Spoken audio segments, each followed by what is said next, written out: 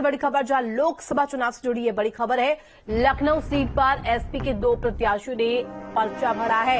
SP प्रवक्ता आशुतोष वर्मा ने पर्चा भरा। रविदास मेहरोत्रा पहले ही नामांकन कर चुके हैं। अखिलेश यादव ने रिटर्निंग ऑफिसर को लिखा पत्र। आशुतोष वर्मा को एसपी ने सब्स्टिट्यूट कैंडिडेट बताया है। तो देखिए, यहां पर कंफ्यूजन साफ देखने को मिल रही है। प्रत्याशी कौन होगा, इसको लेकर के लगातार जो हलचल है, अटकलें हैं, अपने अपने दावे, अपनी अपनी बोल यहां पर नजर आ रहे हैं। लोकसभा चुनाव से जुड़ी ये बड़ी खबर, एसपी में प्रत्याशियों को लेकर के कंफ्यूजन की स्थिति। तो देखिए, खबर पर जानकारी के लिए संवाददाता निखिल हमारे साथ जुड़ गए। निखिल, देखिए, अखिलेश यादव ने रिटर्निंग ऑफिसर को बाकायदा पत्र लिखा है। देखिए, पहले रविदास मेहरोत्रा जिन्होंने नामांकन दाखिल किया, अब एसपी प्रवक्ता आशुतोष वर्मा ने भी पर्चा लिया है। और ऐसे में ये जो कंफ्यूजन की स्थिति है, इसका तोड़ क्या सपा निकाल पाएगी?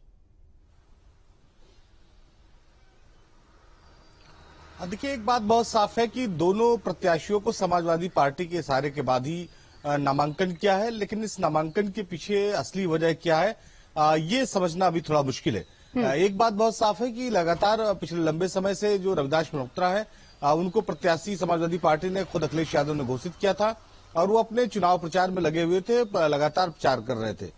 राजनाथ सिंह दूसरी तरफ भारतीय जनता पार्टी से प्रत्याशी है। ऐसे में समाजवादी पार्टी के प्रत्याशी के लिए ये चुनौती भी है कि उस क्षेत्र में किस तरह से प्रचार करे।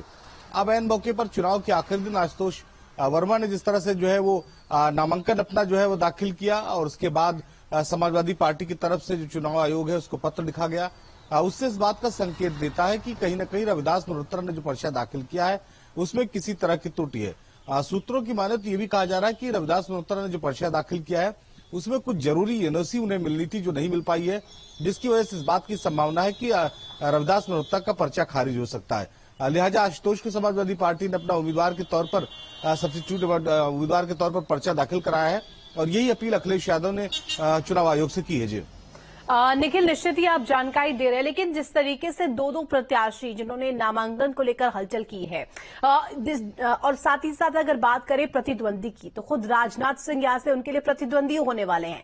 चुनौतियां तो बेहद लाजमी है कि बहुत ज्यादा रहने वाली है इस सीट पर, लेकिन इस किले को, क्योंकि बीजेपी की ये सुरक्षित सीट मानी जाती रही है अभी तक जिस तरीके से समीकरण रहे हैं, क्या माना जाए, क्या वो तस्वीर रह सकती है आगामी दिनों की?